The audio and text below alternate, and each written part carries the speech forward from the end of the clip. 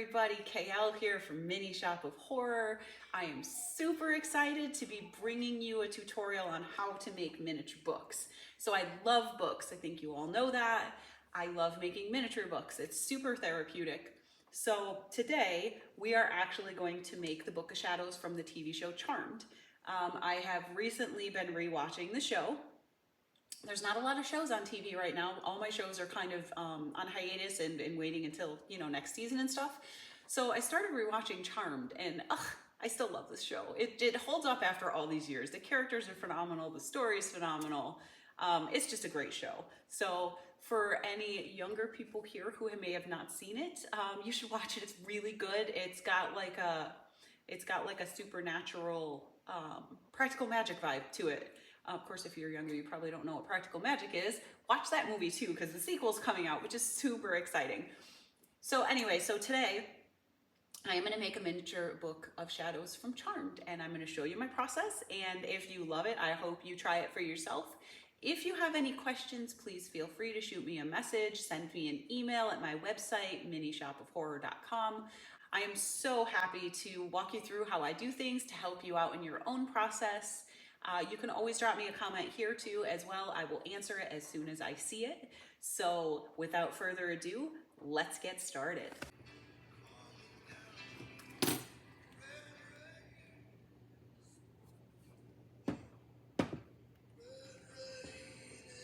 Okay guys, I realize I haven't done a video in what seems like forever.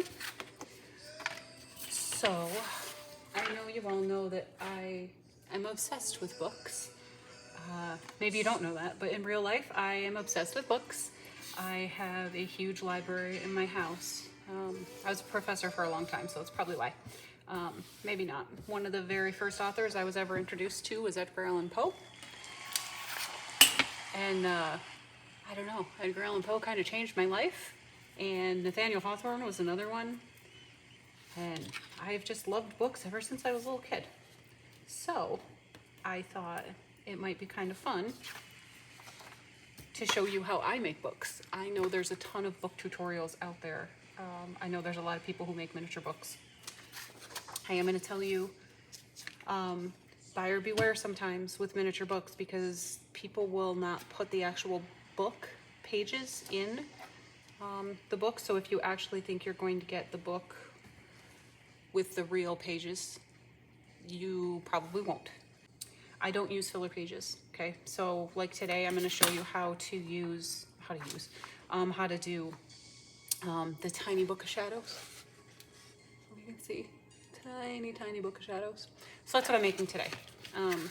I've recently been working on the Hallowell Manor from Charmed. I don't know if you guys ever watched that show. I was obsessed with that show, and I have not really had any new shows come out lately that I really love. I watched From. That one's over. The Gilded Age is out, which I watch. I do love The Gilded Age. There's not really many shows on right now, so I decided I was going to go back and rewatch Charmed. And it is every bit as amazing as it was when it first came out. Special effects are a little outdated, but that's to be expected. They did what they could at the time, and at the time it was phenomenal. So when I do miniature books, I print quite a few of them on one page, as you can see, just because I don't like to waste paper. I am just cutting these with scissors right now. I do not use scissors when I cut these pages. I'm just cutting them out. So I have a nice neat little stack that I'll just put to the side. So I cut these with an X-Acto knife. You don't have to, but I do. I actually do cut the covers with scissors though, because they're small enough that you can cut a nice straight line. If you hear that noise in the background, Floofy's is behind one of my little counters. What are you playing with? I'm not sure what she's playing with. She found one of my miniatures, so she is playing with that, and it's probably one of my little skulls that I make, because she loves those things. They're like the perfect size to bat around. What you got, honey? Hi. Hello. Are you tired? She's giving me slow blinks. She just woke up from a nap. She woke up from a nap because I think mommy woke her up from a nap. So she might be a little salty right now. So when you're making miniature books, one of the big things that you want to make sure to do is have the cover on an angle like this so you can fold it over. So instead of just having a square rectangular cover, I always put these little tabs. And the reason is I use cardboard for my covers, but I leave the spine open. So they are hardcover. They're very flexible. They open and close really easy. But you want to make sure to have some reinforcement for this cardboard. So that's why I make these little angles. And then I just fold them. And these you just follow the lines, right? I print with different colors on the spines, as you can see, the little gray pieces here. I do that so it's really easy to fold the cover. I use my fingernails. My fingernails are like weapons. They're very, very sharp, very, very strong. So I use those when I fold. If you don't have fingernails, I would recommend scoring these with the back of a set of tweezers or the back of an X-Acto knife or something that'll score and not cut, because you'll be able to fold them easier, glue them easier, they'll look sharper. Again, I use my fingernails because my fingernails they're weapons for sure. So I'm very lucky in that regard. And you just fold these as straight as you possibly can. If you fold them and they're not straight, it's okay. Just unfold it and do it again. I have been making books for so long that a lot of times I don't use rulers and stuff anymore. But if you are just starting out, you probably should. What am I trying to say? What am I thinking of? Use a ruler or something when you're scoring these, because it'll just come out straight. So this is what the inside of the cover is going to look like. And then what you're going to do is just, you should have a pencil too. I do not have, funny. I actually have pencils in my hair. I do, okay. I'm going to take one of my pencils out of my hair. So what you're going to do is you want to just measure your cover, your little cover sides here. And you want to make sure to leave the spine open. So this will be my, actually I'm going to use a knife for this. I'm sure you can't see the line I just made because it is this beautiful sepia pencil that I used, but I can see it. So you just line up your ruler. Obviously it's just like measuring and cutting something else. Just line up your ruler and cut along the line. I don't have to cut this whole thing, so I'm not going to. The cardboard that I'm using, you guys, this is so funny. So I know you all know that I have 5, well, maybe you don't know. I have 5 cats. Maybe you don't know that. But I have 5 cats. I have 3 indoor cats.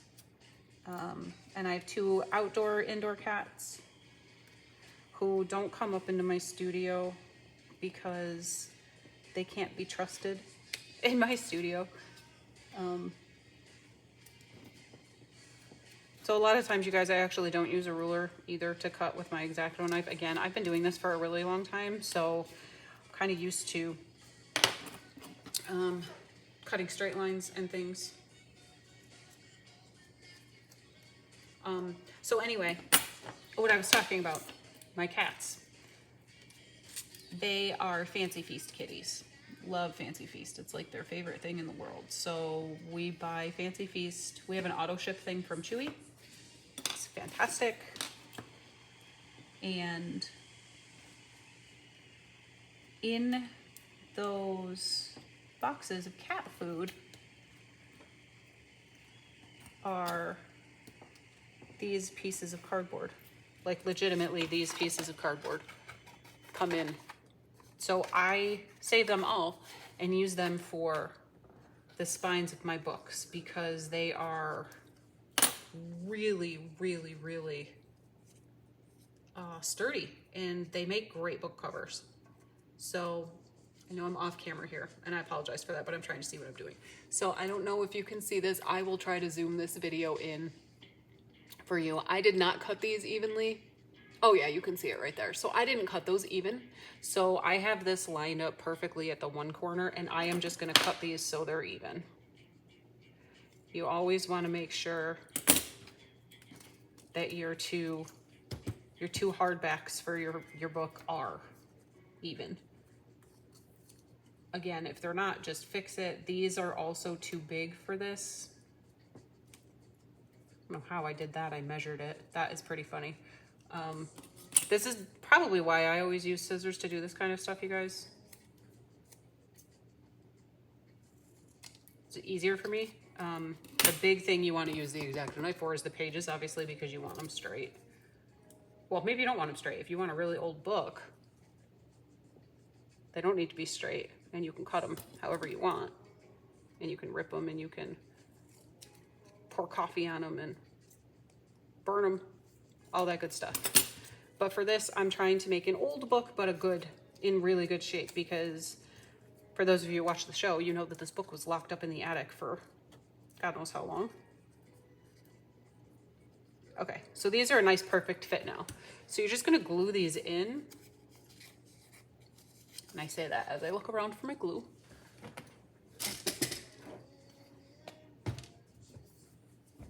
Again, tacky glue. I love tacky glue. Tacky glue is like my favorite thing. I don't know why. I think actually I do know why, you guys. All right, so I feel like we are products of our generation and just what we grew up with. And my grandmother was a prolific seamstress. I mean, if she missed a half a day, I'm not even gonna say a full day, if she missed a half a day of sewing, like, you know, you're taking her to the hospital. She was that prolific, and she was phenomenal. Holy crap, this stuff she used to make, unbelievable. But I remember when she would babysit us, she had her dining room, and oh my gosh, you guys, if there are any seamstresses watching this, I'm gonna need you to chime in here.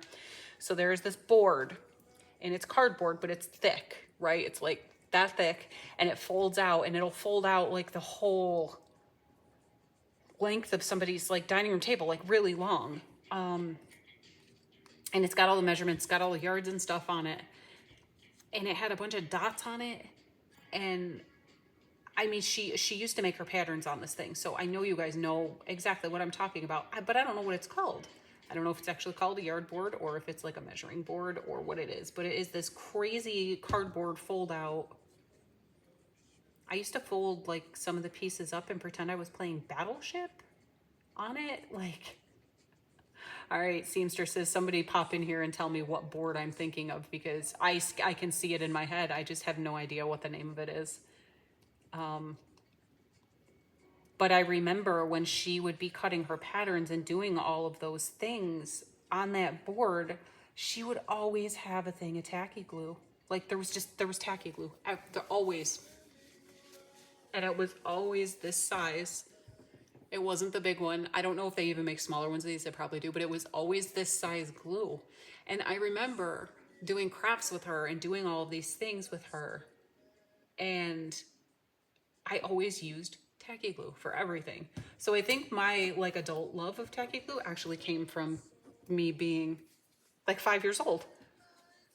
Okay, so we glued that in. I'm sorry, this is a tutorial and I totally did that and didn't even tell you how to do it. You just glue your pieces of cardboard, line them up and glue them in, right? And then just put glue on the tabs and just fold them over. And then you just fold this. Make sure that your spine is lined up and your cover is how you want it. Also, you guys, don't mind my fingernails, honestly. Look at this. It's paint. Here's a fun fact for you guys. If you use super glue and you use black acrylic paint, you will super glue paint to your fingernails and to your cuticles. And it does not come off. So I actually think for events and stuff, I'm going to start painting my nails black because I always have black under them. And like, I know it's paint, but I feel like the world is going to think it's dirt, and I am a germaphobe. So I wouldn't even be able to handle that. So I think I'm going to start painting my nails black. Shout out to all you 90s kids with black fingernails. And yes, I was one of them. Okay, so these are the pages. Okay. I know this. That's why I don't have it on here. I am going to tell you guys, and I will draw it. So these two, this gets glued to this, but I need a tab here, right? I don't have a tab. So until you get yourself familiar, you might want to put the tab in like that in Photoshop or Word or whatever program you're using to create your books. I just know that I need a tab, so I don't ever have it, but I drew a line to remind you guys. Can you even see that? I don't even know if you can see that on white paper. There you go, like that, right? So this is where you want to pull out your ruler. I use just a standard metal, stainless steel flexible, one of these guys that has a cork backing, okay? And this is a really important step for this. You want to use something that has a cork backing because a metal ruler is going to slide across this paper, and a cork backing is going to keep it in place, which is, you definitely want to keep it in place, because if you don't, your pages are going to be all messed up because it'll slide and you'll just find yourself in a lot of trouble, and you don't want to do that. So after you get this measured where you want it, you're just going to go ahead and cut. The key to success with cutting book pages is a really sharp X-Acto knife, because you want to be able to cut it with one pass, right? You do not want to have to be screwing around trying to do one or two or three, I shouldn't say one, 2 or 3 passes, because that's just going to get really sloppy. And if your blade is not sharp, you could actually wind up crinkling the pages while you're cutting them, and just, oh my gosh, a nightmare. So I always replace my blade before I cut my pages to make sure I have an incredibly sharp a blade in there, because like I said, if you don't, you really could wreak havoc on your pages. This actually could be a problem if you guys are seeing this. I left quite a bit of space in between these two, so I'm hoping this doesn't crinkle while I cut this. And I'm running my fingers, if you saw that, I'm kind of like doing this. That's just to keep even pressure on this paper while I'm cutting it. Because if I don't keep even pressure, again, I love how I can't form sentences when I'm trying to work. This is so funny, you guys. I see all of these people do these incredible tutorials, and I'm like, I can't even form a sentence while I'm working. Shout out to all you people who can actually have brain power when you're doing something creative, because my brain goes into creative mode and I'm just like, I have no idea what planet I'm on and what is happening. So I promise you I can normally form sentences. Like, I really can. Just not when I'm doing creative stuff. So again, just line up your ruler with your page and cut it. Be mindful of your fingers. Seriously, be mindful of your fingers, because you don't really want to disfigure yourself while you're just making miniature books. Now, if you guys can see, this end page has white around it. The reason is because end pages are typically smaller than regular pages in the book. I go and trim those down with a pair of scissors. These scissors are not very sharp because I've been cutting with them for so long. So I am going to give you another little bit of advice here, and always use sharp scissors when you're doing this, because if you don't, you could wind up having really crappy looking end pages. Again, if you're making a really old book, it doesn't really matter at that point because your end pages are going to want to look a little messed up and old. But if you're doing something that you want to be nicer, pristine, definitely use the sharpest tools that you can find. That's the secret to miniature books, really is. Again, I'm going to cut this tab because we're going to glue this to this, right? So just take some tacky glue. Of course we're taking tacky glue. If you guys ever see me not using tacky glue, somebody needs to send help, because what would I possibly, except when I'm using XPF foam, because there's this glue called Weld Bond that actually works way better. And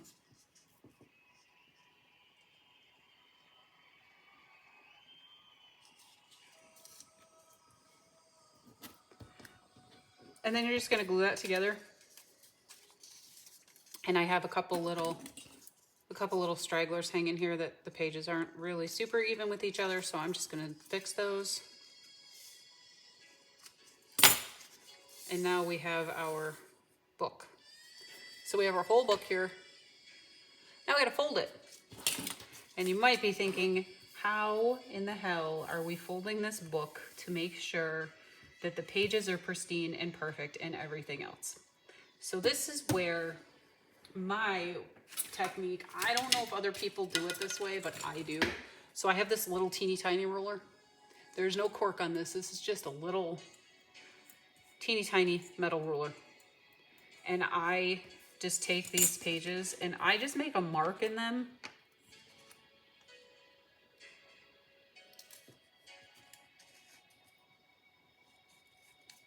And that will help you to be able to fold these pages a little bit crisper.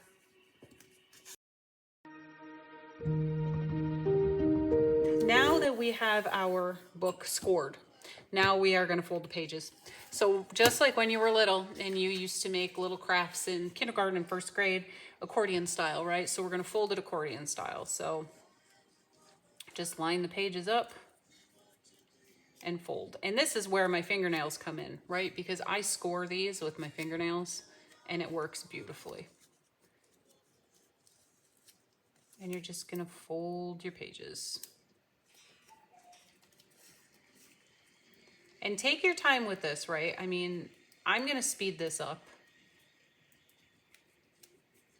But take your time with this. This is where your book is really going to shine. So you want to make sure that it's perfect, right?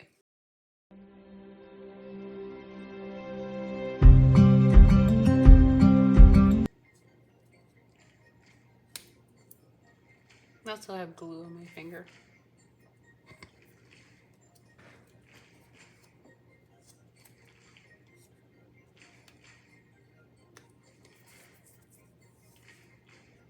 Okay, so when you have your book all finished the way you want it to be finished,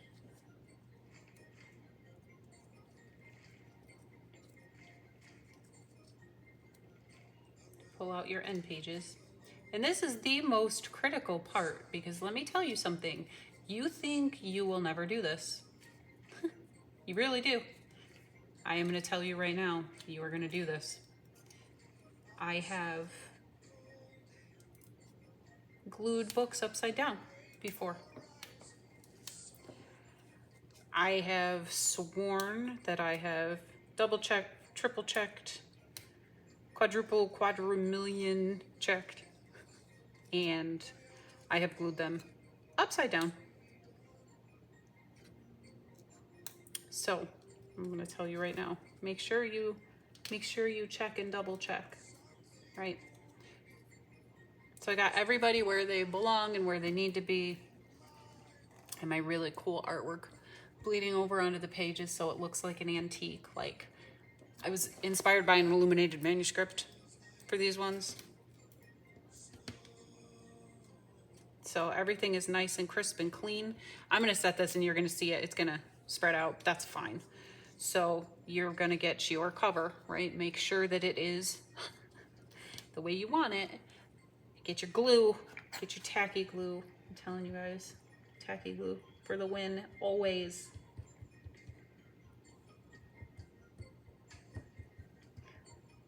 And I know I haven't done a joke of the day, you guys, but oh my gosh, I don't have a joke. Isn't that crazy? Like, send reinforcements for that. Like, how do I not have a joke? So you're gonna put glue in the spine and glue on the actual covers, right? I'm going to turn this over and double check for my own sanity to make sure that this is not upside down. And then you're just gonna fit this into the spine, your end pages on the actual. Now I take my fingernails and I pinch it together to make sure it's in the spine. And then I just put pressure on the spine with my fingers.